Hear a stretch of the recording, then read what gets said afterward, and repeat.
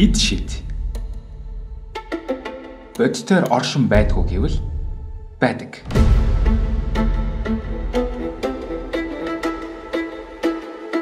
Тэр нь шинжлэх ухаан.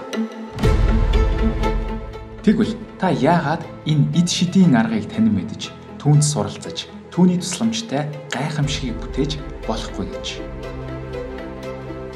Шинжлэх ухааныг тань таниулах газар бол Сайкон. Би яг одоо хаана вэ гэж? Энэ бол Монголын шинжлэх ухааны хамгийн том ивент Сайкон 2025.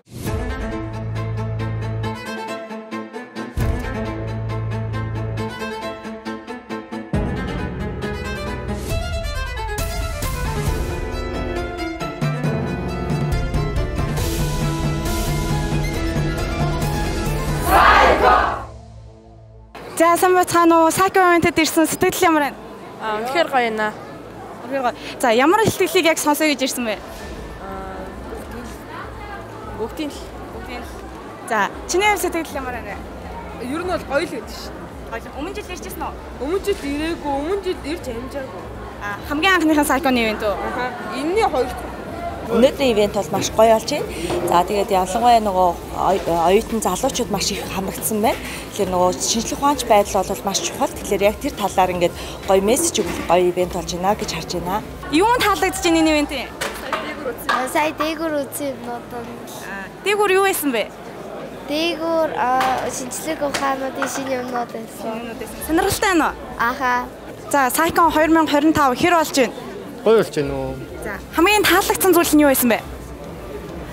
Юу нэ? Pseudo science-уудтай ингээд хэлцүүлэг хийсэн манифест, сүнслэг зэрлэг гэдэг ч юм уу. Тиймэрхүү зүйлс нь нэг талаасаа гоё байсан, нөгөө талаасаа нөгөө нэг сүнсээ сэрээсэн хүмүүс нь нэрээгүй. Тийм болохоор ингээд яг хөө зарим нэг талаараа жоохон султалцсан.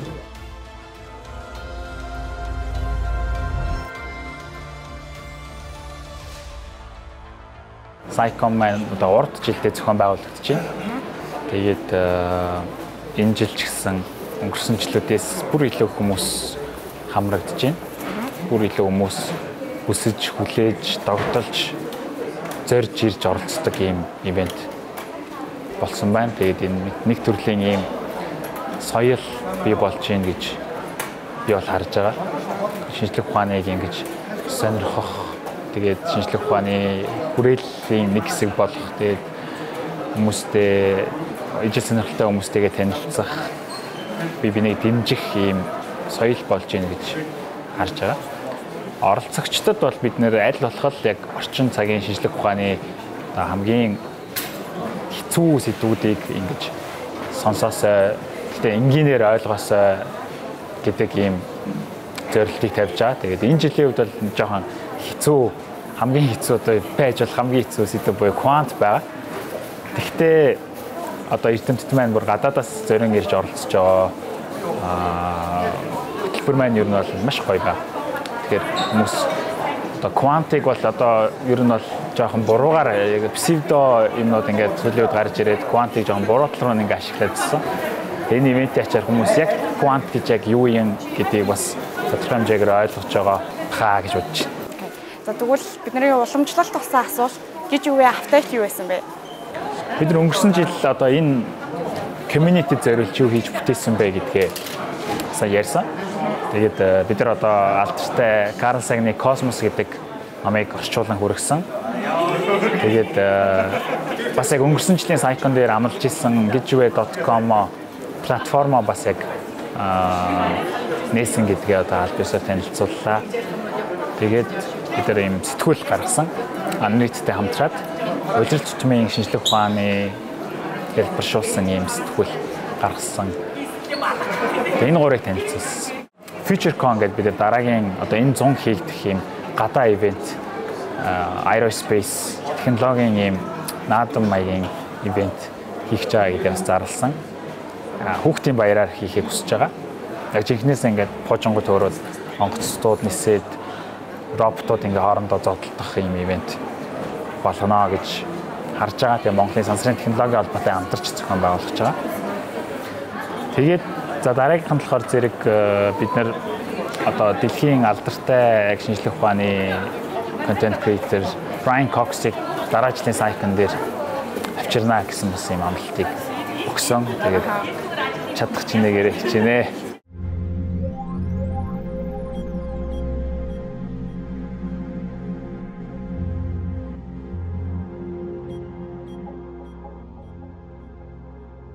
Сайн байцгаана уу?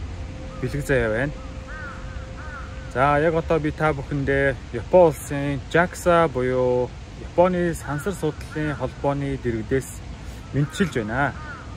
2024 оны 10 сарын 13-нд SpaceX компани Starship Super Heavy Booster сансарт хөөрөөд даалгавар амжилттай биелүүлээд дэлхийн агаар мандал руу буцаж нэвтрээд SpaceX-ийн буулгагч цамхаг дээр бустрыг агаарт нь барьж авсан явдал бол өнгөрсөн жилийн хамгийн чухал тэмдэглэвчтэй үйл явдлын нэг гэж бол үзэж байгаа. Яагаад тийм бэ гэхээр энэ олон талын ач холбогдол бас дэвшилтэй гэж харж байгаа. Юу нь хамгийн сонирхолтой вэ гэхээр SpaceX компани Super Heavy Booster бол үнэхээр Super Heavy буюу маш хүнд 250 тонн жинтэй.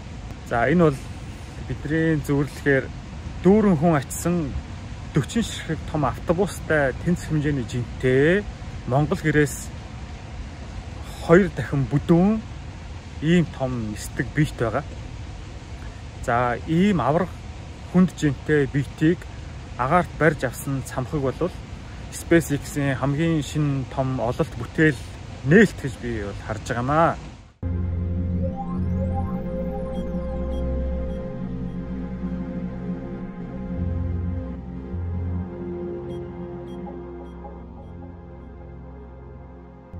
Сайн байцгаана уу эрхэм хүүхд залуусаа. Та бүхэндээ Нидерланд улсын Eindhoven дахь Philipsийн музейгээс Янжаа миний бие мэдчилж байна. Өнгөрсөн онд буюу 2024 онд квантын програм хангамжийн салбарт гарсан томоохон дэвшил бол алдааны засварын алгоритмуудын сайжруулалт байлаа. IBM, Google, Microsoft зэрэг компаниуд квант компьютерийг найдвартай тогтвортой ажиллуулахын тулд шинэ арга зүй боловсруулж амжилттай туршсаар байна. Энэ нь бодит хэрэглээнд ойртож буй маш чухал алхам болж байна. Тэрч бүхэл өнгөрсөн сард буюу 3 сард Google-ийн нэгэн захирал квантум компьютер эх 5 жилийн дотор өргөн хэрэглээнд гарна гэж мэдгдсэн болно. За энэ оны ихэр буюу 2025 оны 1 сард Хуан Морила бусад олон улсын судлаачдын хамт нэгдэн квант програм хангамжийн өнөөгийн судалгааны байдал, төлөв байдал, мөн тулгарч буй асуудлуудын талаар нийлж бичсэн байсан. Одоо та бүхэндээ зурагт 2002 оноос хойш квант програм хангамжийн инженертэй холбоотой нийтлэгдсэн хэвлүүдийн тоог харуулъя л да. 2002 онд цөөхөн байсан бол одоо ингээд 2020 оноос ахуулаад эрчимтэй тоон өсөж байгаа. Өөрөөр хэлбэл 2023 онд нийт 200 гаруй нийтлэлүүд квант програм хангамжийн инженерчлэлийн холбогтойгоор хэвлэгдсэн байна. Өөрөөр хэлбэл 2020 оноос хойш квант симулятор болон платформуд олон нийтэд хүртээмжтэй болсон учраас судлаачид инженерүүд энэ чиглэлээр ажиллаа эрчимтэй хийж нийтлж туршиж бас болж ийн гэсэн үг юм аа. Тиймээс миний хувьд болвол ер нь бол ирээдүйн салбар те ялангуяа сорилт ихтэй эрэлт хэрэгцээтэй салбаруудын нэг бол квант програм хангамжийн инженерчил байна гэдэгт бол эргэлзэхгүй байна.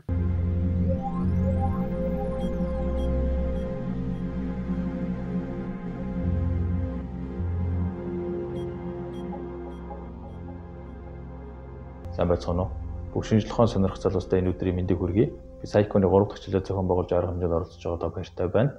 Би Өнгөр улсын Будапештээс оролцож байна. Намайг лав хөтөрч мөнх жаргал гэдэг. Би Өнгөр улсын Будапешт дахь Өтвөрчлөрөнд их сургууль Игэл бомбын нейтрино физикийн чиглэлээр докторийн зэрэг суралцдаг оюутан байна. Тэгээ миний өнөөдрийн ярих сэдв гэх юм бол өнгөрсөн онд шинжлэх ухаанд болсон томоохон үйл явдлын нэг болох NASA-гийн хөргөсөн Европа Клипер гэдэг сансрын төхөөрөмжийн тухай юм. Тэгэхээр 2024 оны 10 сард NASA SpaceX-ийн Falcon Heavy пуужинг ашиглан Европа Клипер гэдэг сансрын төхөөрөмжийг бархаас үеийн 4 дахь том дагуулах Европог судлахаар хөргөсөн. Ингээд 6 жилийг зарцуулан 2030 он гэхэд бархаас үеийн тойрог замд орж Европог судлах юм. Ингэх замдаа 2025 буюу энэ жил ангар гарагийн татах хүчийг ашиглан хурдавч 2026 онд дэлхийн татах хүчийг ашиглан одоо дүүгүрт байдлаар хурдавч Тэгээд эцсийн замд орж 2030 онд баргасуудын тойрог замд орж Европог судлах юм.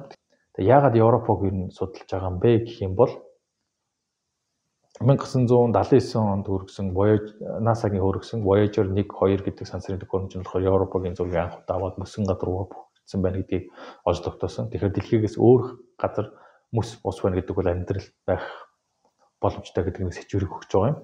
Тэгээд 1995 онд хүргэж 2003 он хүртэл судалсан NASA-гийн Галилео гэдэг сансрын төхөөрөмж нь Европогийн эргэн тойронд болохоор индукцээр үүссэн сорон зоон орны өөрчлөлт байна гэж одоо байна гэдгийг тогтоосон байгаа. Энэ болохоор юу гэлдэг чинь гэхээр Европогийн одоо гадаргуун доор гүнд нь болохоор тийм кондакс үүсгэж байгаа шингэний урсгал байж магадгүй гэдгийг хэлдэг чинь. Энэ болохоор нэг гэсэндээ юу гэхээр давстай ус байж магадгүй гэдгийг хэлдэг чинь. Тэгэхээр энэ хоёроос үзэхэд болохоор чинь Европод бол амьдрал байх одоо магадлал өндөр болж ирж байгаа. Тэгэхээр энэ бүхнийг илүү тодорхой баттай болохоор Европ клипер болохоор одоо зорж байна гэсэн үг.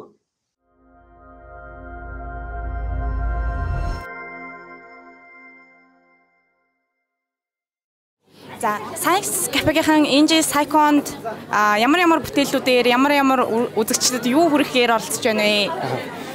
Би бүр амьсгаачлаа. Надад бүр амар гоё нэ. Би баг энэ донд уул нийгмийн зохион байгуулалтанд оролцсон явах хэрэгтэй. Гэтэ өөрөө юмнуудад төөрөө тэгээ салж чадахгүй тэр Science Fair-д оролцож байгаа хүмүүс ямар гоё юм бэ? Тэр бүр 9 настай хүүхдийн аваад ингээд хүүхдүүд танилцуулж байгаа ингээд бүр багтаа арай уйлчсангүй.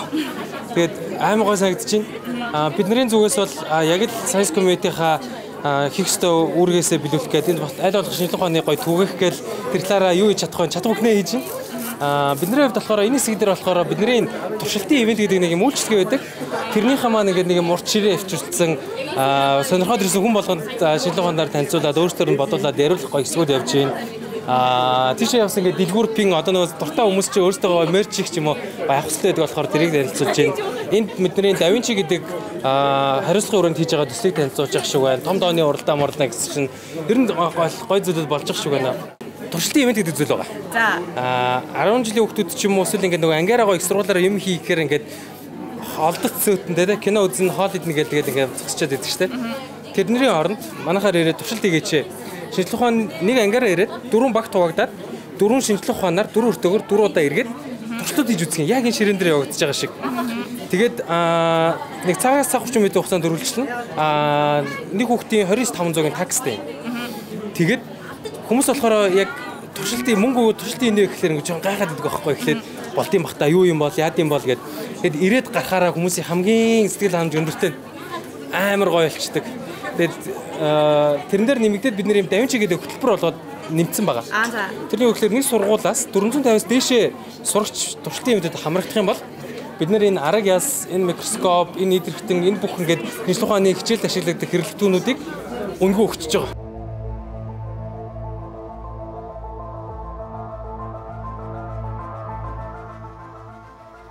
За сайн уу? Сайн уу? Сайн уу? 3 шоу хэдэн секундэд дэвлүүлдэг вэ? Ер нь нэг 7-8 секунд. Дунд чинь ер нь бол 8 тэл байдаг. 8 секунд. Чи энийг би чамд толиод өгье. Чи надаа яагаад эвлүүлээд өгч хөө. За. Хэр удаан шоу эвлүүлж байгаа вэ? Одоо яг эрчимтэй эвлүүлээд 3 жил болж байгаа. 3 жил. Аха. За басан уу хаа.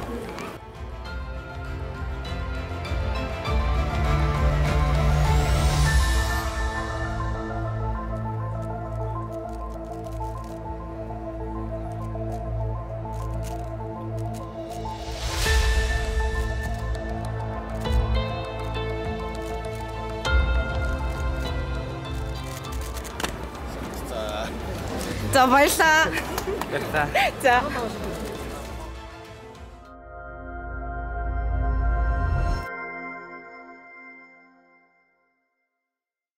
За нэгдүгээрт бол манайх газар дор уусаа олборлох технологиг Монгол улсад анхлан нэвтрүүлж байгаагийн хувьд технологио тайлбарлаа оролцож байна.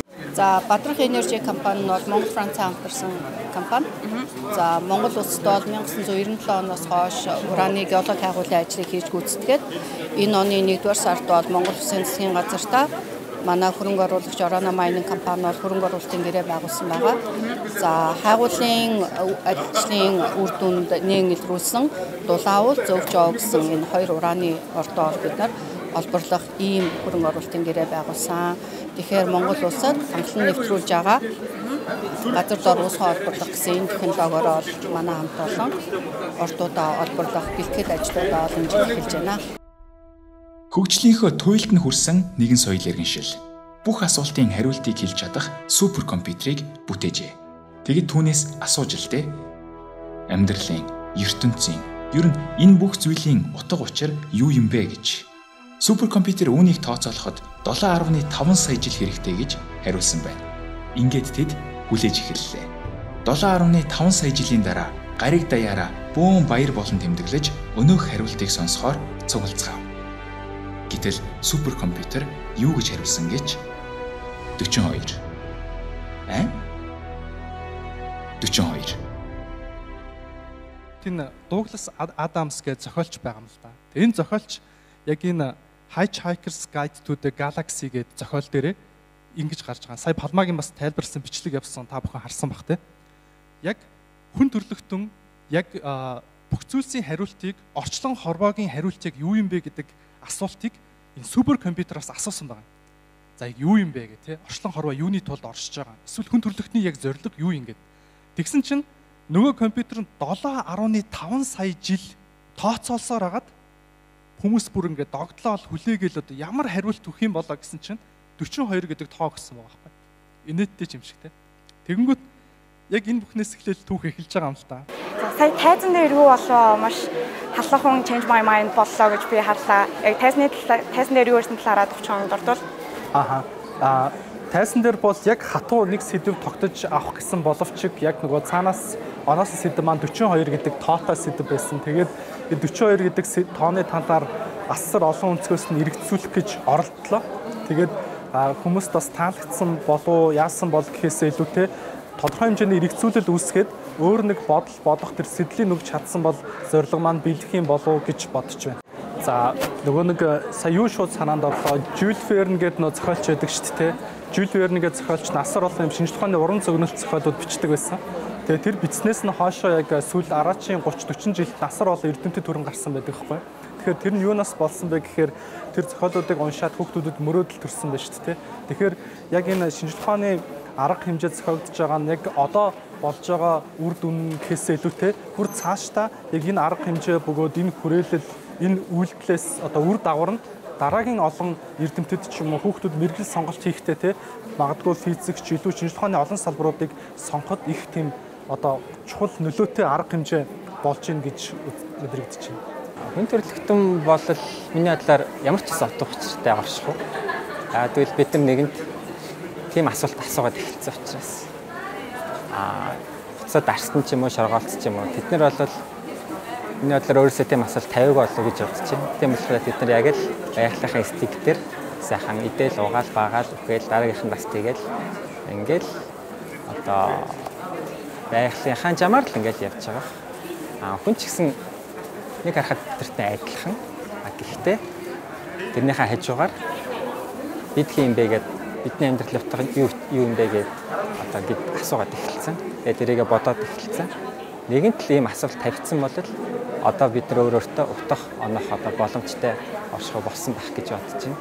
Тийм болохоор бидний амьдрал утга учиртай. Тэр нь яг юу юм бэ гэдгийг бид нар одоо хайж яваа тэр зам дээр л яваалаа. Яг зүгээр амтан гэдэг үцгээс бол бид нар ахад тэр удаан оршин үргэлжлэхэ гэдэг л бидний зорилго ах одоогийн байдлаар. Яаж орших вэ гэх юм уу? Тэр бол одоохондоо яг тодорхой юм гарсан байгаа мэс гэдээс мэдгүй надад ч гэсэн дотор бас яг бэлэн хариулт авлаа.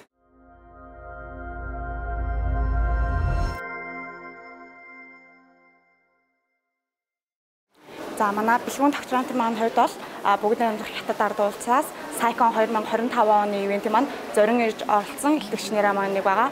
За таны хувьд Сайкон хэр үргэлжлэлийн сэтгэл ямар хуу байна? Ямар хүлээлттэй байна?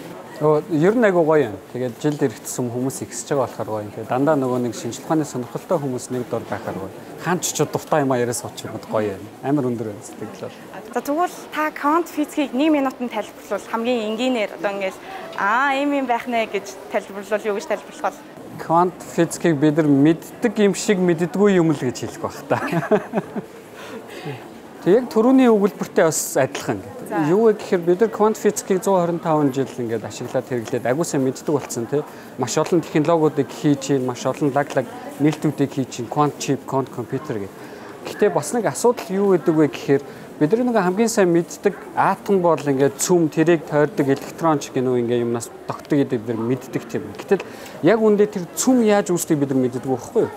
Тэрийг гэхдээ тайлбарладаг онол байгаа. Квант физик нь байгаа. Гэхдээ тэндээс би яаж цөм хоорондоо ингээд үүсээд атомыг бий болгочлоо гэдгийг мэддэг гэсэн. Уул нь бид нар тэрийг мэддэг болчих юм бол би өнөөдөр яагаад байгаа вэ гэдэг асуултанд хариулт авах боломжтой тийм. ертөнцид матери яаж бий болсон гэдэг асуултанд хариулт авах боломжтой. Гэтэл энэ онлоос энэ цөм маань үүсэх ёстой гэдгийг бид нар мэдж байна. Туршилтаар бид нар нэг ажиглаж байгаа шүү. Гэтэл тэр онлчин өөрөө яг ингэж үүсэх шүү манайхаа гэдэг бид нар хэлж өгч чаддаг. Миний судалгааны ажил бол тэр яг ямар учиртай байдаг юм бол тэрийг яаж атомын цөмийг бүтээх үү гэсэн маягтай. Тэгвэл таны бодлоор квант физик ирээдүйд ямар болох вэ? Цаас чи хөгжлийн та юу гэж харж байна? Яг амар том асуулттай. Тэрийг мэдэхгүй. Гэхдээ яг технологийн хувьд анзаарах юм бол квант компьютер бол ойрын бараг 50 жилдээ бидний өдөр тутмын амьдралд ороод ирэх байх. За эндээс зүгээр миний нөгөө нэг сонирхогчийн мөрөөдөл юу вэ гэхээр манай ертөнцид бол яг үнэндээ квант шин чанартай тий. Бид нар классик болчингууд тэрийг мэдэхгүй болохоос биш бүх юм молекул атомоос бүрдэж байгаа шүү дээ. Тэгэхээр тэр бол квант шин чанар. Тэгэхээр квант компьютер цорын ганц тэр ертөнцийг хамгийн бага нэгжээсэн симуляцлах боломжтой юм багхгүй. Тэгэхээр квант компьютерийн технологи ороод ирвэл бид нар ертөнцийг эхлээс нь өнөөдрийг хүртэл симуляцлах боломжтой гэсэн. Тэрийг л хармаар байна. Тэгэхээр миний хувьд бол ирээдүйн илүү тийшээ бас давхар явж байгаа байх. Онлайн хувьд гэх юм бол яг өнөөдөр миний ихтгэлтэй холбоотой бид нар яг энэ квант физикийн дотор агуу хэд хэдэн квант физикийн онолууд байна. Гэхдээ ирээдүйд аль нь үнэн бэ гэдгийг мэдэх хэрэгтэй тийм. Аль нь яг жинхэнэ бодит байдалтай илүү ойр таардаг юм бэ гэдгийг мэдэх. Тэрийг бас мэдчихвэл дахиад нөгөө атомын цөмийнхөө учрыг олчих гээд байгаа байхгүй.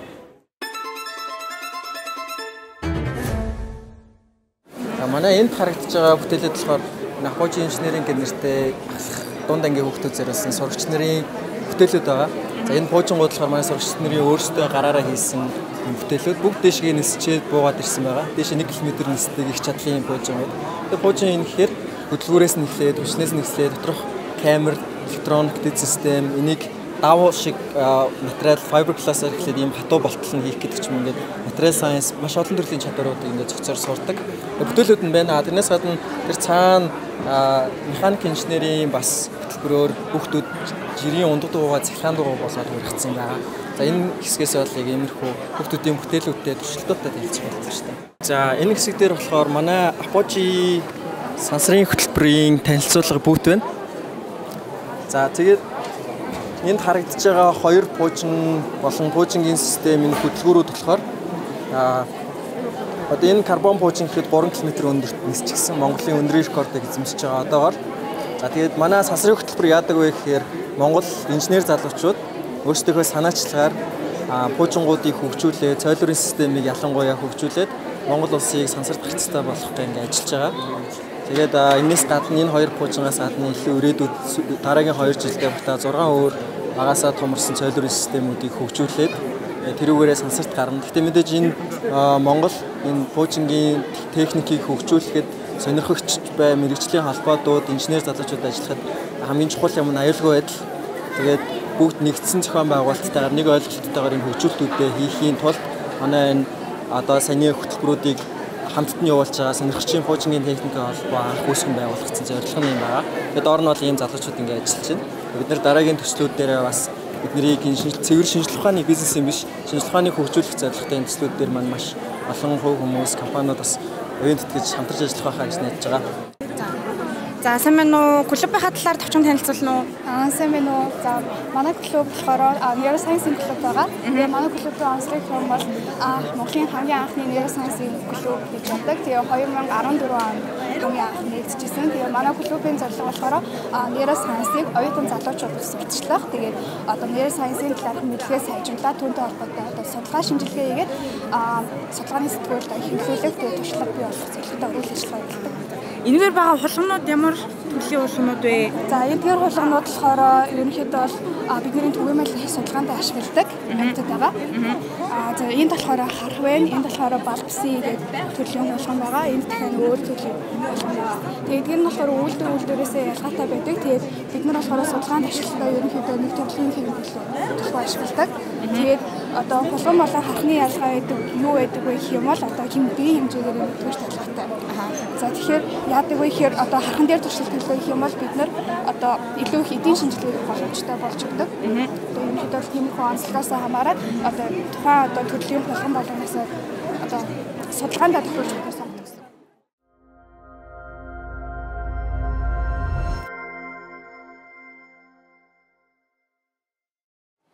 Манай компани бол Cell Clinic гэдэг Монгол улсад шинээр дөнгөж сайхан нэгдсэн юм шинэ эмнэлэг байгаа. За үндсэн үйл ажиллагаа маань бол хүний үүдэл эсийн банк байгуулах. За мөн амьд эсийн эмчилгээ, мөн генетик шинжилгээ гэсэн юм 3 төрлийн үндсэн үйл ажиллагаагаар одоо ажиллаж эхэлж байгаа юм эмнэлэг байгаамаа. Эсийн банк гэдэг нь яг юу? За эсийн банк гэдэг нь одоо хамгийн товчоор хэлбэл маш олон төрлийн эсийг хүн ер нь хадгалуулж болдог. Тэгээд дараа нь өөрийнхөө эрүүл мэндийн одоо асуудалтай үед тэрийг ашигладаг гэсэн үг. За бид бүхний эхлүүлж байгаа эсийн банк бол Queen Sus гэдэг. Одоо бид бүхэн анх төрөхтөө хүн болгон өөртөө хүйтэй байдаг тийм. Тэгээд Монгол улсад одоо хүртэл ийм үйлчилгээ байхгүйсэн учраас бид нар ингээ хүүгээ төрөнгүүт нь эмнэлгийн хог хаягдал болгож ингээ хайждаг тийм. Гэтэл энэ маань өөрөө маш үн цэнтэй тийм зүйл байсан. Одоо энийг бид нар аваад эндээс хүний одоо амьдралд байж болох хамгийн одоо залуу хамгийн их үүдэл эсийн нөөц тэнд байдаг байсан байхан тий. Тэрийг авч хадгалж дараа нь тухайн хүүхдийн ах дүүнэр болон гэр бүлт нь хэрэг болох үед нь тэр эсийг нь буцаагаад хэрэгэлдэг. Өөрөөр хэлбэл хөлдөөгөө хадгалдаг гэсэн. Энийг одоо эсийн банк гэж байна.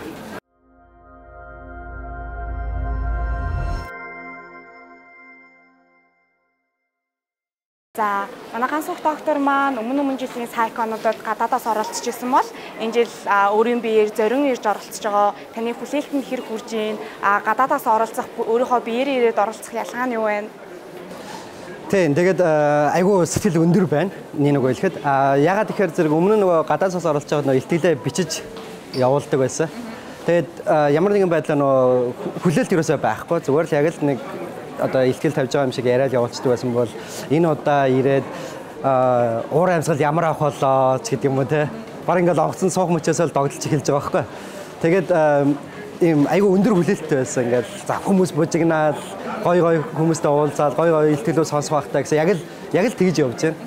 За тэгвэл та өөрийнхөө одоо ажиллаж байгаа ажил болон ямар судалгааны ажил дээр ажиллаж байна эндээсээ бидэнтэй хуваалцаач. За тийм миний ерөн судалгааны чиглэл болохоор зэрэг эртний окторгуу гэдэг тэр чиглэлээр явдаг. Тэр нь юу гэсэн үг вэ гэхээр зэрэг бид нар хэдийн их тесрэлт гэж мэддэг ч гэсэн их тесрэлт гэдэг санааг ингээд байгаа ч гэсэн энийг бид нар юугаар бодит туршилтаар юм ажиглалтаар шалгах хэрэгтэй болж таардаг байхгүй. Тэгжиж энэ одоо бидний одоо гаргаж ирсэн энэ логикийн гаргалгаа маань үнэн мөн үү гэдгийг батлах хэрэгтэй болно. Тэгэхээр зэрэг миний судалгааны ажил болохоор зэрэг яг одоо орчин үеийн одоо багаж төхөөрөмж тэгээд туршилтын датануудыг ашиглаад эртний окторгууг шалгах буюу инфляцийг шалгах ийм онлайн тооцоонууд онлайн судалгааг хийдэг. Тэгээ миний одоо хамгийн сүүлд ажиллаж байгаа нэг ажил маань гэх юм бол зэрэг гравитацийн долгионыг бид нар хэдэн жилийн өмнө бүртгэж аваад тэгээд тэрүүгээр Нобелийн шагнал авсан байгаа тийм. Гравитацийн долгионыг ашиглаад бид нар их тесрэлт инфляцийг тайлбарлаж болох уу гэдэг ийм судалгааны ажил дээр ажиллаад бас эрдэм шинэ өгүүлэг бичээл явж байна.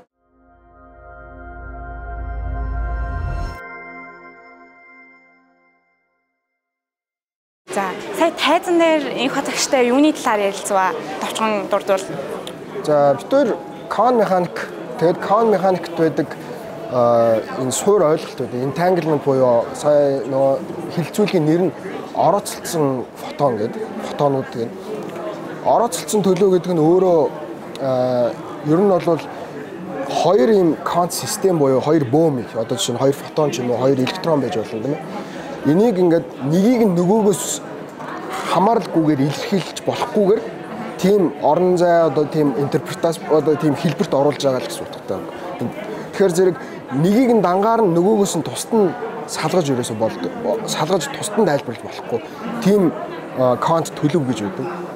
Тэрийг бол entanglement гэж нэрлэдэг. Тэгээд тэрний талаар ярилцсан та. Таны сторид хийсэн байсан да танаа CERN Lab нэг шагнал авсан байсан. Та тэр шагналынхаа талаар нэг дэлгэрүүлж ярьж өгөөч. Тэр яг юу байсан юм болоо? За breakthrough гэдэг тодруулдаг тийм шагнал байдаг. Тэр нь бол тухайн жилээ за физикийн салбарт ийм онц их чухал одоо тийм туршилтууд болон үр дүнгуудыг гаргаж авсан тэр шагналд өгдөг. Тэр хүмүүст өгдөг. За энийг болохоор нэг хувь хүнд өгж болдог. Эсвэл бол нийт калибрацийн төвшөнд өгж болдог. За би болохоор LHC би калибрацид хариалагддаг. Тэр манай калибрац авсан. Тэр утгаараа авсан гэсэн.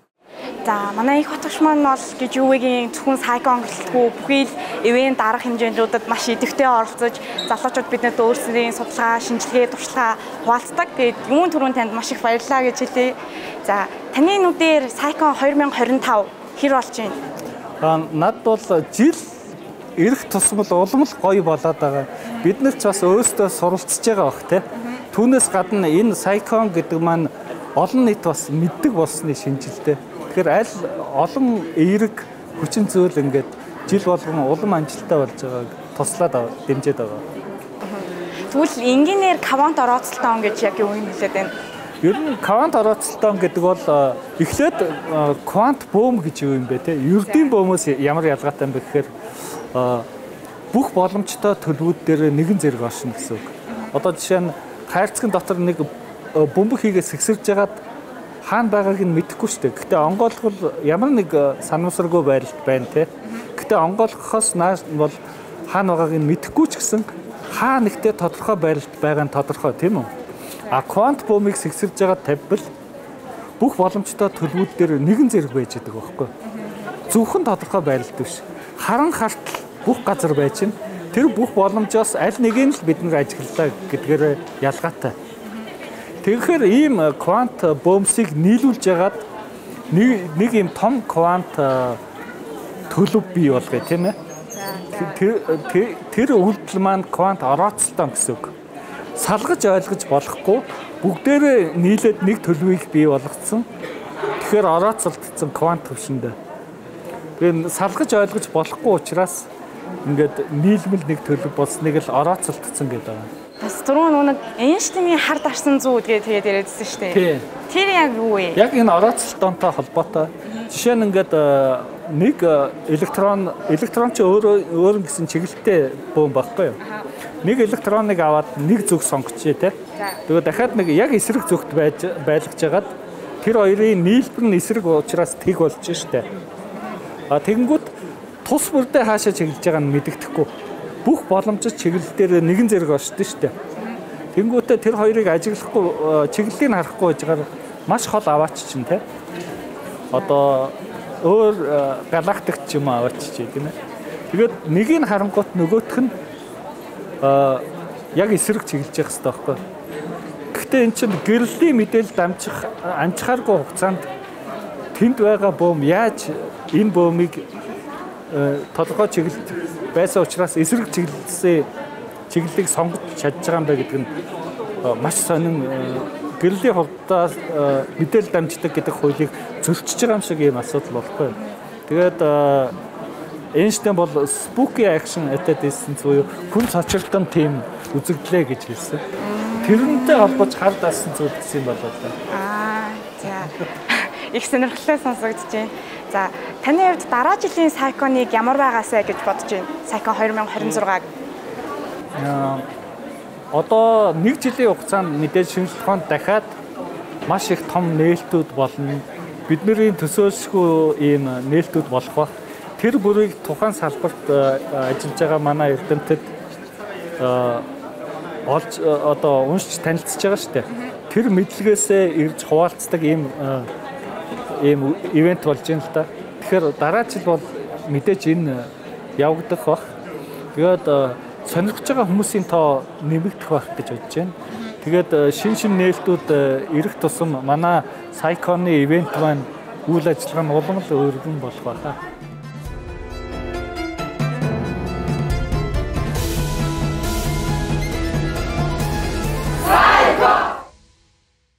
За манай Сайкон 2025 арга хэмжээг орон нутгаас зориод бүр ангаараа дөрөв тувцтайгаа ирсэн хүүхдүүд байна. За хаанаас ирсэн бэ? Манай анги Сэлэн аймгийн Баруунбөрөөс бас ирсэн.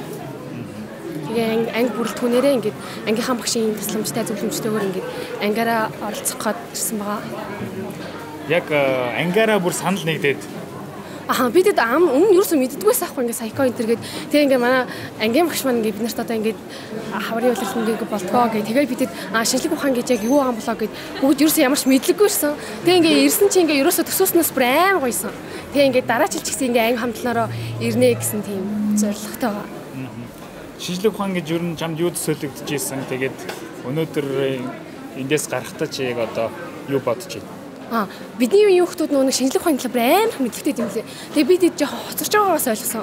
Тэгээ ингээд яг миний шинжлэх ухаан гэж боддог байсан зүйл бүр амар маш олон ингээд төлөөр ингээд бүр амар их үт юм лээ. Маш олон талаар ингээд салаалцсан.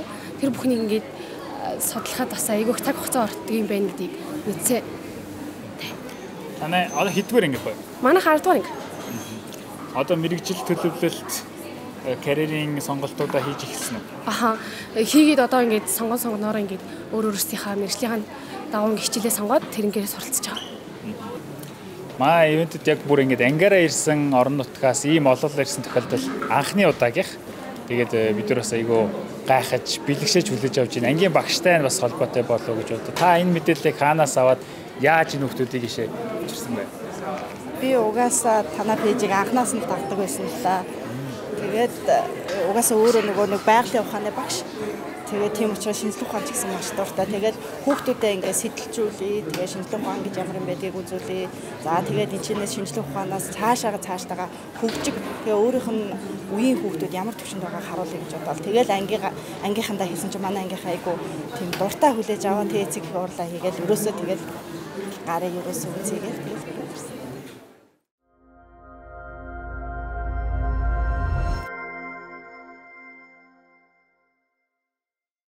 манай холонгууд шүтээсийн мэдээлэл холбоо технологийн салбарын хайтек гэдэг хэлбэр.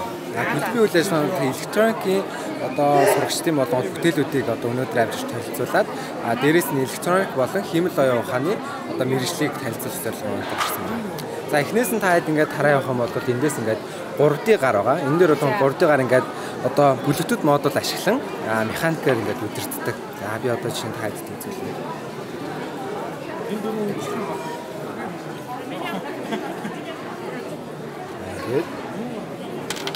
тавьдаг ч юм уу те. Тэгээд цаашаа энийг өөр аавна.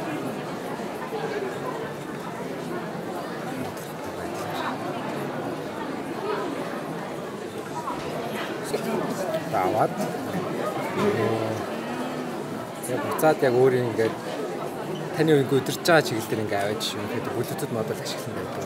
За тэгээд дараагийнхаа бүтээл болонгууд ультрасоник ашиглан урд байгаа саада мэдрээд ерөнхийдөө тойрж явдаг тиймэрхүү байдлаар авдаг. За тэгээ нэмэлтээр оруулж ирсэн юм гэх юм бол доор нь 3 IR сенсор оруулж ирснээр зураас дах бас боломжтой. Зураас дагдаг машин бас болох боломжтой. Ингээд хоёр төрлөөр ажиллах боломжтой авдаг. За дараагийнх нь авах нь бол Касатын төрөл дээр бас шинээр орж ирдэг. Рөөр буцагч төрөл. Ерөнхийдөө хүмүүсийн мэддгээр гэх юм бол сансар дээр одоо тий одоо саран дээр явдаг авдаг гэсэн. Тодорхой хэмжээний байршил өгөн. Тэр байршил руу очиод зогсдог тийм даалгавар биелүүлэхээр авдаг байгаа. За энэ дээр болонгууд механик ажиллагаагаар одоо ерөнхийдөө механик сургалтаар одоо өөрөө ингээд сурч явдаг роботыг манай багийн гишүүн бол хийсэн байгаа. За энэ болонгууд хүн ингээд багаас ерөн суралцж явдагтай адилхан өөрийн одоо механик аргаар яаж явах вэ гэдгээр суралцаад өөрийгөө ингээд юм өдөртөж явах гэсэн сурч өөрөө ингээд сурч боловсрч байгаа юм.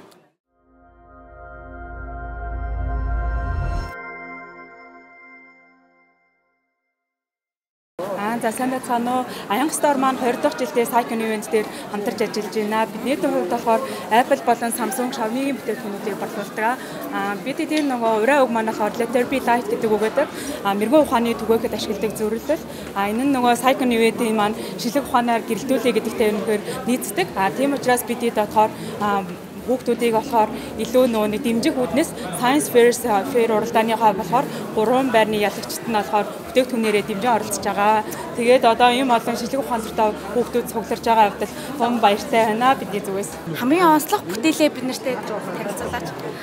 Би яг өөрөө бол нэг биологчтой уран суж ашигтай. Одоо өнөөдөр бол манай бүтээл үүсгэх юм бол амьтны судлалын ерөөд бол бүтээлүүд ингэж харагдаж байна. Жишээлбэл энэ ч юм бол бидний эдгээр ингээд байн харж идэг тэгээ хоцорын газар ингээд байн харагдаж идэг шувуудыг бид нар дандаа болчмор гэдэг. Гэхдээ энэ бол болчмор биш, бор шувуунууд байдаг.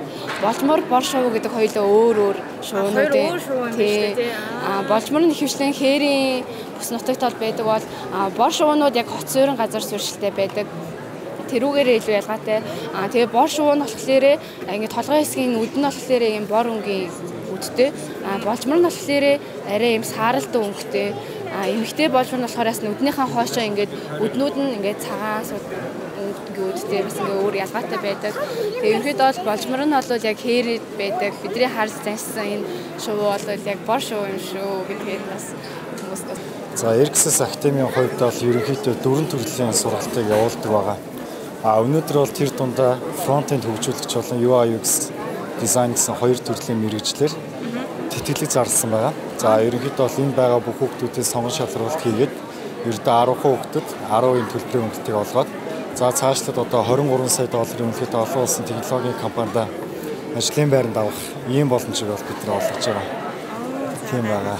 Санхүүгийн үйлчлэгийг хурдан хэлбэр уяатан хүргэх зорилготой нөмөр маань 3 дахь жилдээ шинжлэх ухааны залуучуудыг дэмжиж Cycon дээр оролцож байна. Тэгээд энд өнөөдөр болохоор бид бүтээгдэхүүн үйлчлэгээ ерөөдөө ирсэн хүмүүстэй танилцуулаад байж байна. Ямар бүтээгдэхүүн үйлчлэгнүүд байгаа вэ? Онцлог гэх юм бол өнөөдөр болохоор хэрэглээний зээл, лизингийн зээл, тэгээд оюутны зээл болохоор онцлж бүтээгдэхүүнээ танилцуулж байна.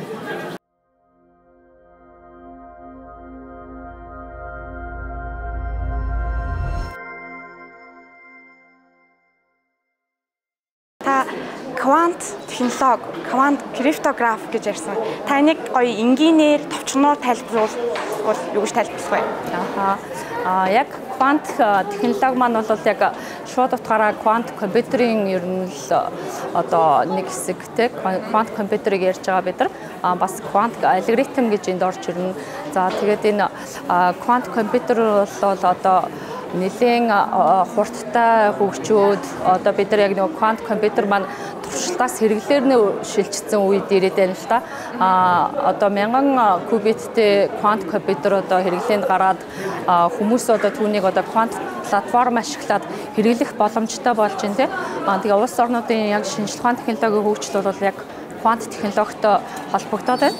Тэгээ квант криптограф бол бас энд бас нэг салбар хэрэглээ нь болж орж ирж байгаа. Криптографийн салбар чинь өөрөө болохоор яг мэдээллийг нууцлах, хамгаалах, за мэдээллийг тийм аюулгүй солилцох энэ арга зүйг судалдаг салбар байхгүй. Тэгэхээр яг ингээд бидний одоо энэ мэдээллийн 900-д ч мэдээж энэ мэдээллийн аюулгүй байдал тийм энэ маш чухал. Тэгэхээр энэ салбар бол мэдээж нь чухал. Тэгээд квант компьютероор одоо бол энгийн криптограф уламжлалт одоо криптографийн аргыг одоо квант компьютер маань маш хурдан ингээд тайлдаг болоод энгийн криптограф одоо удахгүй хэрэглэнээс гарах гэж байна гэж үзэж байгаа байхгүй. Тэгэхээр бид нар яалтчгүй квант криптограф руу бол одоо энэ судалгаа салбарууд маань одоо мэдээлэлтэй ажилладаг салбарууд маань орохоос өөр аргагүй бас болж байгаа. Үүнтэй одоо бид нар яг зэрэгцээ судалгаа хийгээ явахгүй бол одоо бас хоцрогдох гол байна л та.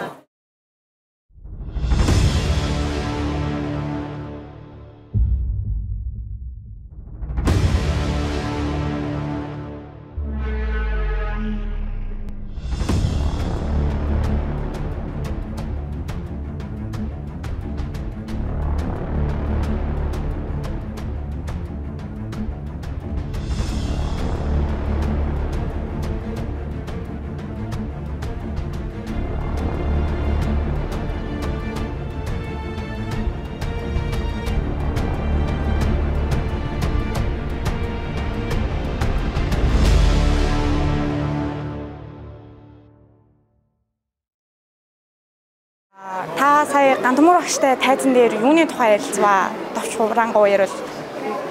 За хиймэл оюун хэрвээ квант компьютер гараад ирэх юм бол тийм ээ. Квант компьютер хиймэл оюун хоёр хослол ямар үр дүнд хүрэх вэ? Ирээдүйд магадгүй энэ одоо хувьсгал болох юм уу? Эсвэл хүндрэлт нэг мөхөх юм уу те? Энэ талаар юм нэг нэлээд фантазтай маягийн одоо хэрвээ боломжтой бол яагаад боломжгүй бол яагаад гэдэг ийм сэдвээр ярилцлаа. За тэгвэл яг ингээ квант компьютер гарч ирээд хэмэл оюун ухаантай хослоо за ажиллаа гэж бодъё. Тэгвэл яг юу болох вэ таны бодлоор? За нэгдүгээрт хүн шиг одоо хүний оюун ухаан шиг тийм ээ. Ийм хэмжээнд магадгүй хүнээс ч илүү ийм супер интеллиженс гэж яриад байгаа тийм. Ийм хэмэл оюун үүсэх одоо хамгийн том потенциал нь өөрөө квант компьютер байна. Тэгэхээр хэрвээ квант компьютер гараад ирэх юм бол бид нар өнөөдөр супер интеллиженс эсвэл одоо artificial general intelligence буюу одоо хүн шиг ийм хэмэл оюуныг бүтээх боломжтой болно. Хоёрдугаарт өнөөдрийн одоо ChatGPT, Google те одоо энэ LLM-үүд гэж яриад байна те. Энэ том large language моделууд, том хэлний том загварууд магадгүй таны утсан дээр явж идэг. Өөрөөр хэлбэл таны мэдээлэл ямар нэгэн серверээр очиж боловсруулагдаад ирээл энд боловсруулагдах биш те. Хэрвээ квант компьютер гарах юм бол одоо юу гэдгийг ихэнх үед одоогийн судалгааны шатанд бол болоог байгаа те томоохон компаниуд маш их зардлаар одоо асар их энерги зарцуулаад тодорхой хэмжээнд тест маягаар ажиллуулад тэрэн дээрээс өөрсөн судалгаанууд явж байна. Тэгэхээр эн чинь өөрөө дэвшлүүд гараад ирэхээр 10-20 жилийн дараа одоо бидний одоо өөрсдийнхөө энэ зүгээр электрон девайс төхөөрөмжүүдээр бодоод үзье л да. Энд чинь 20-30 жилийн өмнө зүгээр маш том энэ шиг байшин дотор ажилладаг том төхөөрөмжүүд байсан шүү дээ. Тэгэхээр яах вэ? Одоо бид нар чи өнөөдөр таны халаасан дотор уцал ороод ирсэн. Тэрнээс ч энэ чи бүр тэрнээс хэд дахин өвчтэй юм явж байгаа шүү дээ. Тэгэхээр энэ байдлаар нь одоо тэр муурын хууль мөөлгээ те энэ хөгжлийн энэ одоо тенденцийг аваад үзэх юм бол өнөө бүрэн боломжтой болно гэсэн үг. За тэгэхээр ингээд сүүлийн үеийн ингээд мэдээнүүдийн гарчиг дээртэй ингээд квант компьютер те квант компьютер хэмэл оюун ухаантай хосолж ажиллаж байна. Тэгээс квант компьютер бүтээгдлээ ч юм уу ингээд том мэдээнүүд гарчгуудээр дандаа ингэж гарчилсан байна л да. Түлэн ингээд мэрэгжлийн үний одоо таны зүгээс ингээд энэ яг үний юм уу? Эсвэл ингээд өмнө ингээд байсан цэцтэй адилхан хөөсрөлт болоод байгаа юм уу? Эсвэл энэ яг боломжтой зүйл юм уу? Та нэг юу гэж харж байна? За квант механик энэ жил чинь квант механикийн 100 жил болж байгаа гэж байгаа. Тэгээд квант механик чинь 1925 он 100 жилийн өмнө нэгдэжсэн. Тэр үед бол зүгээр нэг залуучууд одоо 20 хэдтэй залуучууд ихэнх нь квант механикийг нээсэн байгаа шүү дээ. Тэгээ одоо бодоход болохоор чинь 100 жилийн дараа ер нь 1000 жилийн дараа ч гэсэн дахин давтагдахгүй тийм нээлтүүд баггүй. Тэр өнгөрсөн 100-ыг бол квант механикийн квант физикийн 100 гэж хэлж болох юм. Энэ 100 болохоор яах вэ гэхээр за тэрнээс мэдээж өнгөрсөн 100 шиг тийм том нээлт гарахгүй ч гэсэн жишээлбэл квант компьютерыг хийчих юм бол яах вэ гэхээр квант компьютерийн 100 болно гэсэн энэ 100. Тэгэхээр өнгөрсөн 100-д хүрэхгүй гэхдээ ямар ч байсан гэсэн энэ 100-даа л маш том хамгийн том зүйл нь болох юм байна. За тэгээд квант компьютер хийсэн гэж яриад байна. Тэр энэ үнэн үү гэх юм бол одоо квант механик нэгдээд тэгээд тэрэн дээр нь тулгуурлаад маш олон тийм технологийн олдууд үсрэлтүүд гарлаа шүү дээ. Жишээлбэл тэрний нэг нь гэх юм бол лазерын технологи гэж байна. Энэ лазерын технологи ер нь гол нь лазерын технологи хөгжсөөр байгаад яг одоо ингээд бид нар квант компьютер гэдэг бол 80-аад оноос хойш бол юу санаа нь бол байж исэн. Тэгээд хийж чадахгүй технологи нь хүрэлцэхгүй байсан. Одоо л дөнгөж яг хийх тэр юм нөхцөл нь бүрдэж эхэлж байна гэсэн. Тэгэхээр тэр утгаараа яг хүмүүс одоо уралдаад хэн эхэлж хийх үгээд ингээд үзээд байгаа байхгүй. Энэ боломжгүй ч байж магадгүй. Гэхдээ боломжгүй гэд хүлээгээд ах юм бол тэгээд хэн ч хийхгүй гэсэн үг шүү дээ. Тэгэхээр болчих магадгүй. Тэгэхээр хэрвээ болчих юм бол манайх эхлээд хийчихгээл ингээд өрсөлдөд байгаа.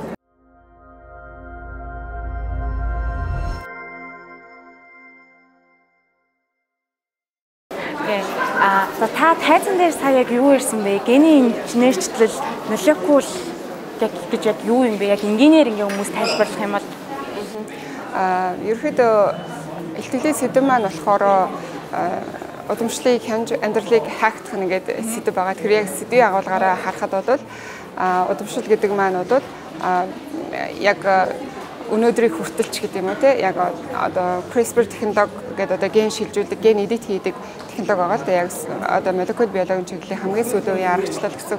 Тэгэхээр энэ аргачлал хөгжихөөс өмнө мэдээж эрдэмтэд ингээд гений одоо өвчлөлийг удамшлын өвчлөлийг одоо яаж хянах вэ? Одоо энийг засах боломжтой юу гэдэг тал дээр асар их судалгаа хийж ирсэн. Тэгэхээр өнөөдөр бас зарим талаараа боломж үүссэн байгаа нь бол маш давуу талтай гэсэн. Тэгээд удамшлын өвчин гэдэг маань биднээр одоо хянагдахгүй одоо байгалийн өгөгдөл гэж ойлгож болж байна шүү дээ. Одоо эцэг эхээс удамшаад ирчихэж байгаа учраас тэгээд засагдчихгүй юмыг засдаг болсон байна гэдгийг илэрхийлж байгаа. Одоо тийм л салбар гэсэн. Тэгвэл яг жигнэсээ одоо удамшлын бүх бишин маркетээ ихэнх өвчнийг ингээд эмчилдэг болчвол төрхөөс нь өмнө эмчилдэг болчвол ер нь яг юу болно гэж бодож байна таны хувьд? Бидний амьдралын хэв маяг ч юм уу эсвэл байгаль дэлхийн экосистемд ч юм уу? Яг мэдээж нэг этикийн асуудлууд яригддаг л да. Ёстой асуудлууд одоо ингэж энэ аргыг ашиглаад ингээд байвал одоо одоо хүн өөрийнхөө өссөн сонирхлоор одоо генетикийн өвчлөл биш өөр юм дээр ингээд эдитинг хийгээд янз бүрийн сөрөг нөлөөлөл гарууд яах вэ гэдэг тийм болгоомжлуудад бол дандаа даагдаг. Гэхдээ ямар ч хэсэг бид нар эмчилж болж байна гэдэг таатай мэдээлэлээ эхний ээлжинд харах хэрэгтэй. За магадгүй одоо бүгдийн бүх өвчлөлийг эмчилж чадвал маш сайн гэсэн үг л дээ. Гэхдээ тэрний дараагаар одоо эн чинь хувьсэл амьд организмуудад дандаа ингээд зогсолтгүй хувьсэл явагдаж байдаг. Тэр хувьслын донд өөр бас ямар асуудал гарч ирэх вэ гэдгийг бид нар бас таашгүй учраас одоо амьдрал асуудлаар хизээч одоо дотдгүй шиг нэг дахиад нэг өөр нэг юм гарч ирэх байхад гэж бодож байна.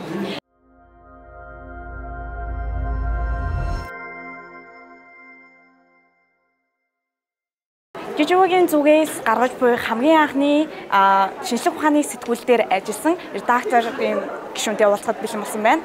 За энэ сэтгүүл дээр ажиллахад энэ сэтгүүлийн бүтээн бий болгоход юу чухал байсан бэ? Юун дээр нь илүү анхаарч ажилласан бэ? Хүмүүст юу гэлүү түгээхийг зорьсон бэ? За Гижүүгийн сэтгүүлийн хувьд бол тийм манай Гижүүгийн хүрээллийн анхны сэтгүүл, манай Анридын хувьд ч гэсэн анхны сэтгүүл. Манай Анрид медиа компани яг медиа салбарт үйл ажиллагаа явуулаад 10 жил болж байгаа. Тэгээд энэ жил манай 10 жилээ. Тэгээд энэ хүрээнд бид бас яг дижитал редакц боловч уламжлал буюу одоо ийм сонин хийлэж эхэлсэн. Бид өнгөрсөн жилээс ахуулаад тэгээд одоо 30 гаруй дугаарын ард гарсан байгаа. Тэгэхээр бид харьцангуй одоо энэ салбарт өөрсдөө сориход дижитал сортой редакц ч гэсэн ингээд хүмүүст унших соёлыг илүү түгээн дэлгэрүүлэх үүднээс бид сонин хөвлөж эхэлсэн байгаа. Тэгээд тэр туршлага дээр үндэслэн ер нь Гижүүгийн сэтгүүлээр хамтран ажилласан байгаа. Тэгээд бидний зүгээс бүтэн багаараа орж ажилласан. Манай үйл ажиллагааны баг, манай редакцийн баг, манай дизайнерын баг ингээд бүтэн орж ажилласан байгаа. Тэгээд 124 нүүр бүхий одоо энэ сэтгүүлийн ард бол бас сар орчим хугацааг зарцуулсан. За тэгээд 124 нүүр ийм pop science буюу одоо шинжлэх ухааны ойлголтыг илүү энгийнээр одоо хүмүүст ойлгуулах зорилготой институтыг бид сар орчмын хугацаанд хийсэн. Тэгээд түрүүлсэнчлэн манай Анридын баг одоо бүхий л одоо сектортой яг бүгдээрээ одоо орж ажилласан байгаа. Тэгээд миний хувьд бол яг редактораар ажилласан. Манай ерөнхий редактор бол яг ерөнхий редактор. Редакторын хувьд би яг юу хийсэн бэ гэхээр ерөнхий одоо мэдээж би агуулга талаас нь факт чек хийхгүй. Гэхдээ нөгөө хүнд ойлгох байдлыг нэлээд нэмэгдүүлэх үүднээс өгүүлбэр зүйн бүтээц за ямар үг сонголт ашиглах уу гэх мэтчлэн ийм ер нь техникэл юмнууд дээр айгүй анхаарч ажилласан байна.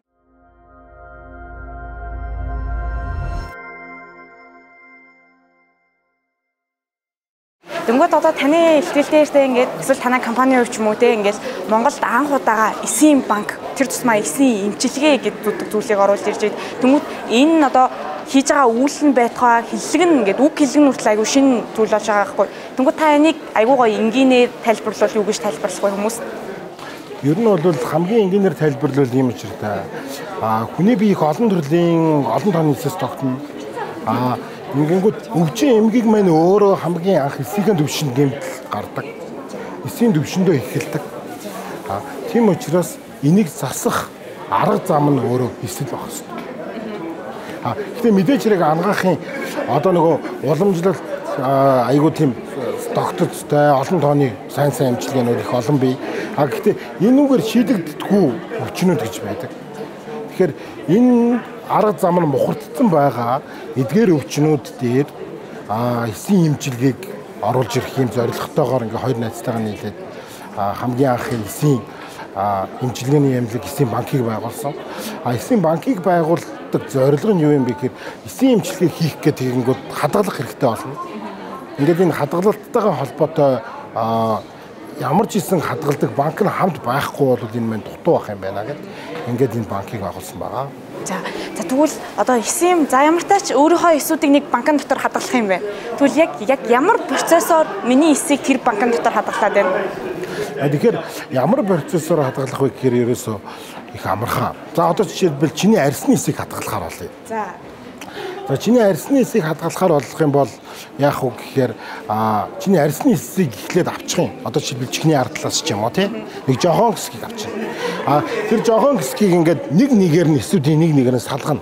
Хамгийн ихний процесс. Тэгэнгүүтээ яах вэ гэхээр яг нэг нэгээрээ салцсан байгаа эсүүд байгаа шүү дээ. Тэр эсүүдийг нөгөө кребортиктант гэд өөрөөр хэлбэл нөгөө хөлдөх үед ус чинь ингээд нөгөө шавх үзүүртэй болгоолдчихдаг байхгүй. Тэгээд тэрийг эсийг гэмтээгээд алаа ичдэг. Тэгэхээр кребортиктант буюу өөрөөр хэлбэл тэр усыг амуур байдалтай болгодог бодис нэмчихдээ. Ингээд дараа нь хөлдөөх нь ямар ч асуудал байхгүй. Ингээд шингэн азууд дотор авчиж чинь хасах 196 градус эсийн хувь цаг хугацаа зогсно. За ингээд магадгүй 10 жил, 15 жил, 20 жил болно. Ингээд 20 жилийн дараа одоо ингээд арьсны чинь нүрийн чинь арьс хөшөрхнө шүү дээ. Гэхдээ чиний залуу эс тэнд байгаа. Тэгэнгүүт энэ залуу эсийг чинь өсгөөд 100 дахин өсгөөд 200 дахин өсгөөд олон болгож жагаад өөр чинь буцаага ичнэ гэсэн. Өөр одоо дэвшилтэй технологи яг миний нөгөө саяны нөгөө лекцэн дээр яригдсан хүн цус гэж байгаа. Хүн цусны нэг онцлог нь юу юм бэ гэхээр яг эсийнх нь өөрийнх нь хөгшрөлт нь тэг настай байхгүй юу? Дөнгөж нөгөө төрсөн хүүхд. Дөнгөж төрсний дараах моментэд авж байгаа учраас өөрөө нас нь тэг настай. Жишээлбэл чиний арьсны эс өөрөө хэдэн настай юм? Одоо нэг 20 21. За тэр хэвчээ. Тэгэхээр тэр өчн настай гэсэн. Харин тэг настай эс бол яах нь үргэлж 20 настай эсээс сайн ажил. Тэгэнгүүт яг одоо нөгөө хүн ид болон хүн цус гэдэг дээрээ гол нь зөвхөн арьсны эс биш нөгөө гол үүдэл эсийг аваад галчиж байгаа байхгүй. Тэр үүдэл эсээс мань өөрөө бүх төрлийн эс бүгд үүсгэж чадвартай. Тийм үүсэх боломжтой гэж байна.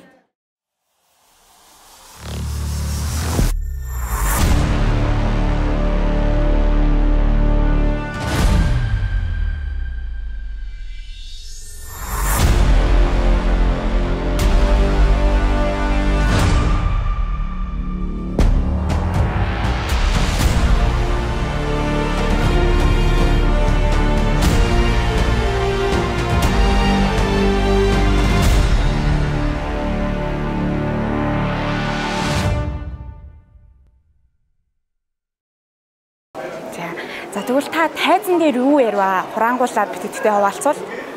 Тайзан дээр бол ерөн галын цэцэрлэгийг дахиж бий болгож болох уу гэж асуусан. За миний хувьд бол яг ерөн галын цэцэрлэгийн үед байсан амьтдын биднээс бүтэн ДНХ ч юм уу уураг олох боломжгүй. Ягаад гэвэл энэ айгүй олон сая жилийн өмнөх асуудал байгаа. Тэгэхдээ биднээс тэрийг буцаах эвлүүц маягаар одоо динозавруудаас амьд үлдчихсэн байгаа. Цаашаа хөгцөөр гоод нисээ явж байгаа энэ шувуунаас тий хийж болж магадгүй маа. Гэхдээ тэр нь яг тухайн үеийн одоо T-Rex ч юм уу тэрийг бий болгох гэсэн асуудал биш. Энэ цоошин гэхдээ тэрнтэй төстэй морфологтой тиймэрхүү амьтан болж магадгүй. Airwolf гэж нэрлэдэг байгаа тэр чон маань ерөнхийдөө саарл чонтой 99.5% төстэй геномтой байсан гэж үзэж байгаа байхгүй. Яагаад гэвэл тэр чонны 72,000 жилийн өмнөх тийм нэг ясыг мөсөнд ороос олсон. Тэгээд тийм болохоор нэлээд сайн хадгалагдж үлдсэн. Тэгээд 10,000 жилийн өмнөх нэг шүд олсон санагдаж байна. Тэгээд энэ хоёроосоо ингээд нөхлөө хүчил ялгаж байгаа тэргээ дарааллыг нь тогтоогоод тэгээд тэр дандаа нэг тасархай нэг уранхай ном шиг л юм байгаа гэсэн. Тэгээд тэргээ байж болох хаана байсан байж болох вэ гэдгийг нь саарл чонтой ингээ харилцуулж зэрэгцүүлж тавьсан харгаад за ерөнхийдөө саарл чонтой нэг 99.5% төстэй юм байна гэсэн тийм дүгнэлт өгчихгүй. Тэгээд тэр 1% хүрэхгүй 0.5% тэр ялгааг нь олж агаад 14 ген дээр нэг 20 засвар хийсэн гэж өөрөөсөө бол мэдээлж байгаа. Яг ямар 14 ген гэдэг нь нэг тийм тодорхой биш. Ямар 20 засвар гэдгийг биднээс мэдэхгүй. Өөрөөсөө бол тодорхой мэдээлэл байна. За хамгийн мэдгэж байгаагаар бол нэг биеийн хэмжээтэй холбоотой нэг ген, зүстэй холбоотой нэг генийг мэдээлсэн юм шиг байна. Олж уншихад тэрнийхэн тусламжтайгаар дайрвол гэдэг энэ чон нь одоо булчингийн хувьд, морфологийн хувьд нэлээд том болж ирдэг ч юм уу тий. За өнгө зүс нь одоо саарл чонс жоохон ялгаатай. Өөрөөр хэлбэл энэ ажил нь яг тэр чоныг буцаагаад амьдруулсан асуудал биш. Гений инженерлж хийгээд тэрнтэй төстэй чон гаргаж ирсэн гэж их судлаачид бол үзэж байгаа.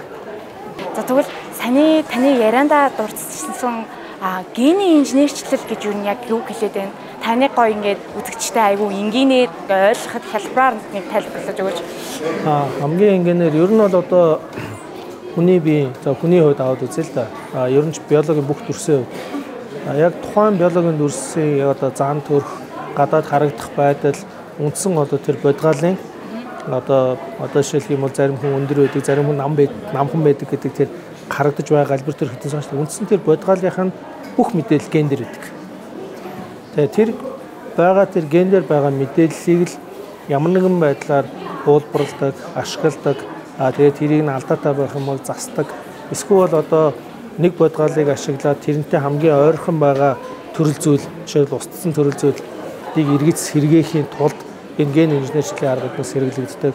Тэгээ эсвэл одоо нэг бактери ч гэдэг юм уу, вирус ч гэдэг юм уу тэр зүйлийг ашиглаад тэр нэг ген дээр агуулгадаад байгаа нэг тодорхой нэг мэдээллийг нь тэр уургийн мэдээлэл агуулдаг их хэмжлэнтэй байгаад байдаг. Гэтэл тэр уургууд нь хүнд хэрэгтэй байгаад байдаг. Тэрийг болохоор хүмүүс заримдаа ихэнх хүмүүс одоо ген инженерчлэлийн аргаар вакцин гаргаж авч байгаа гэдэг нь энэ ч болохоор бас яг тэр технологиг ашигладаг. Тэгээд яг генетикийн хувьд тэр нөгөө мэдээллийг л нэг дүрсээс нөгөө дүрс рүү хуулбарладаг, тэрийг яг амжилттай хэрэгэлдэг. Яг тэрнийхээ дагуу хэрэгтэй юмаа гаргаж авч байгаа энэ технологи бол ерөнхийдөө ген инженерчлэлээр аргуулж байгаа.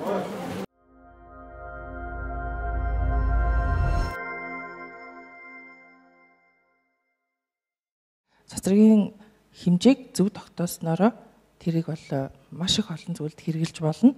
Тэгээд нөгөө талдаа бол сая бас хэлж байгаа нөгөө хэмжилтийн багаж маань зөв байх хэрэгтэй. Тэрний тулд мэдлэгтэй инженерүүд, техникийн ажилтнууд, физикчид, судлаачид хэрэгтэй тийм ээ. Тэгэхээр хэрэглээ талаас нь бас цаашаа батмалаад дэлгэрүүлж ярих байхаа. За түрүүн хэлсэн ерөнхийдөө цацрагийг бас бид нар яах гээд хэмжээд байна гэхээр яг түрүүний асуулт тавьсан шиг бид нар аюулын түвшиндөө байна уу? Буюу нөгөө зөвшөөрөгдөх хэмжээ гэж байдаг.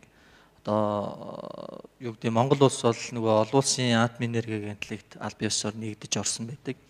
Тэгэхээр энэ олон улсад мөрдөгдөж байгаа одоо энэ цацрагийн одоо зөвшөөрөгдөх хэмжээг бол бид нар дагаж мөрдөх юм үүргийг хүлээдэг. Тэгэхээр аливаа түрүүн хэлсэн аливаа цацрагийг бид нар удирдах чадах юм бол өөртөө ашигтай байдлаар бүх зүйлдээ одоо тий ашиглаж чадна.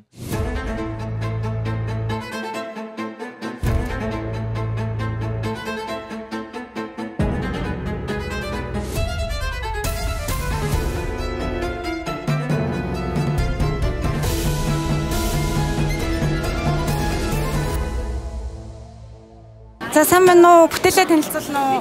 Өмнөгийн аймгийн 5 дугаар сургуулиас гарч ирсэн одоо энэ телескоп одоо ингээд дахин боловсруулах ингээд ихэнхийн ингээд дахин боловсруулах материалаар хийгдсэн. Одоо энд байгаа ингээд 3 линз байгаа. 2 хос, 1 жижиг линз. Эднэрийг ингээд физикийн арын өрөөнд ингээд хагарсан, цуурсан гэсэн нэрээр агтлах гэж байсан. Тэднийг ингээд манай үеийн хүмүүс олж аваад одоо энэгээр ингээд телескоп яа гэж энэ тэмцээнд орж ирсэн байгаа. Багийнхан гişүүд хэдүүлээ? Багийнхан гişүүд хоёлаа. Ямар нэгэн багш ч юм уу сургуулийнхын зүгээс дэмжсэн өөр тусалсан хүмүүс байгаа юу? Дэмжсэн тусалсан манай ингээд одоорын клубын ингээд багш үүдэг. Тэр багш маань ингээд харин хяналтаар ингээд тусалсан. Өнөөдөр одоо ингээд эцэг эхчүүдийн зөвшөөрлийг одоо тэгээд дийшээ авчрах ингээд эрхийг маань эцэг эхчүүдээс авч өгсөн гэсэн ойлгож байна. За бүтээлээ танилцуулна уу? Энэ яг юу хийдэг бүтээл байгаа вэ? За манай бүтээл болохоор ингээд шинжлэх ухааны элев шийдийн яхан аргагүй нэг хэсэг гэж би бол хувьдаа бодож байна. За энэ болохоор ингээд соронзон зам байгаа. Манай одоо саяны ингээд тавьчихсан юм хэмжүүлэгч YBCO гэсэн учраас энийг болохоор шингэн азуудаар хөргөөд маш бага температурт аваачаад энэ үед яадаг вэ гингүүд манай YBCO ямар ч эсэргүүцэлгүй очдог. Энэ болохоор ингээд дамжуулагчны амар сонир шин чанаруудынхаа нэг нь. Энэ тэгээд яадаг вэ гингүүд соронзоортой харилцан үүсэлд оронгуудаа соронзоорныхоо эсрэг соронзоороо өөртөө үүсгээд тэгээд ингээд түлхээд эхэлдэг. Дамжуулагчийг дотор нь ерөнхийд нь 2 хуваадаг. 1-р зэргийн 2-р зэргийн. Манай 2-р зэргийг болохоор ингээд хэдий соронзоорноо түлхэж байгаа ч гэсэн маш жижиг гэн бүттэй энэгээр соронзоорон ороод хитээд түгжээд quantum blocking буюу амар сонирхолтой шин чанаруудын нэг нь баггүй юу? За. Тэгээд тийм болохоор ингээд ажиллаж байгаа. Тэгээд энэ зарчмыг ерөнхийд нь Японы хурны галт хэрэг дээр бас ажилладаг. Зөв. Багийнхан гишүүд хэдүүлээ вэ? Бид 3 гуруулаа юу те. Аль сургуулиас оролцож байгаа вэ? Би өсрийн зохион бүтээгчтэй ахлах сургуулийн 11-ийн гээ ангис сурагч. Манай хоёр болохоор Шинэ Монгол Харамаа Фужигийн сурагчтай. За. Их сонирхолтой бүтээлээ намжилт хүсье. Баярлалаа. За энэ хүү Science Fair маань эцсийн шалгаруулалтын мөчүүд явагдаж байна. За, сайн байна уу? За, Science Fair-ийн ялагчийг яаж тодруулж байгаа вэ? За бид нар тасалбар авсан хүн болгондоо юм стикерний багц өгж байгаа. За тэгээд тэрэн дээр нь өөрийн гэсэн нэг л саналаа өгөх боломжтой Science Fair гэсэн стикерийг хэвлэж өгсөн байгаа. Тэгэхээр хүмүүс үүднээс Science Fair гэсэн өөрийн гэсэн одоо нөгөө эрх өгөх боломжтой стикер аваад тэгээд энэ байгаа бүтээлүүдээс бүгдийг нь харж агаад энэ дээр нааж байгаа гэсэн. За тэгээд би тэгээд яг энэ Science Fair гэсэн стикерийг тоолоод тэгээд хамгийн их энэ стикерээ цуглуулж чадсан багийг ер нь ягчаар сонгоно гэсэн.